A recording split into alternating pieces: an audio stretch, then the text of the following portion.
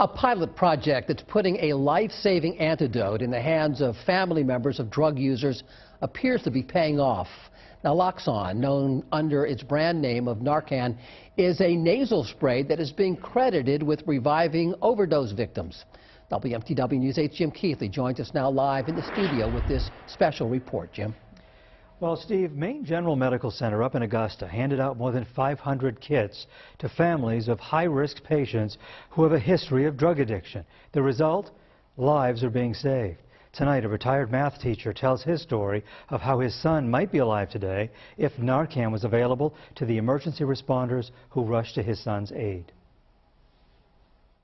March 23rd, 2009, I was in my mathematics classroom at Lawrence High School. Asked to come to my principal's office to hear the worst sentence I'll ever hear in my life. We regret to inform you that your son has been found deceased. Skip Gates is talking about the day his 21-year-old son William overdosed on heroin. A third-year molecular genetics major at the University of Vermont, smart and athletic. He lived fast, he skied fast, he was a risk taker. Gates says he was crushed, especially when he learned that EMTs arrived just minutes after his son stopped breathing. He was still warm, so he hadn't been dead that long. And when you're in respiratory failure, there is a time where you can be brought back, and there's a chance he could have been, had they had naloxone with them. Naloxone, or Narcan, is a nasal spray and is literally bringing people back from the brink of death. Skip Gates can't stop asking himself, what if? There's a chance that they could have revived him. If I could just save one person.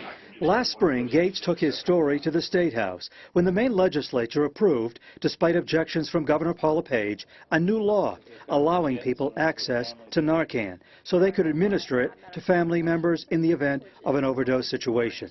Maine General Medical Center in Augusta is leading the pilot project and distributed more than 500 Narcan kits. Access to naloxone has grown tremendously because of this change in the law, so it allows for more people to be able to use it, which can then in turn save more lives because more individuals are trained to use it, know how to use it, and are allowed to use it.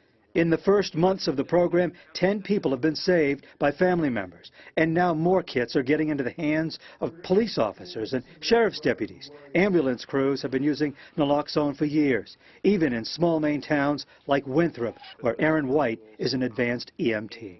I've administered it. I know a lot of our crews have administered it, and they do across the state on a regular basis, probably every day. I bet there's a crew in Maine administering naloxone to somebody. I think that's a pretty good bet. There's a push now to expand the law, allowing friends of drug users access. Again, the governor opposes it, saying easy access to Narcan could encourage drug use. Proponents say those who've been administered Narcan are scared straight into rehab. Getting administered naloxone is not a pleasant experience for these people. So then they get to look at, maybe they get a wake-up call. Basically. I mean, that's probably what the slogan should be. Naloxone or Narcan is a wake-up call. This is a picture of my wife. For Skip Gates, it's a wake-up call he wished his son could have been given.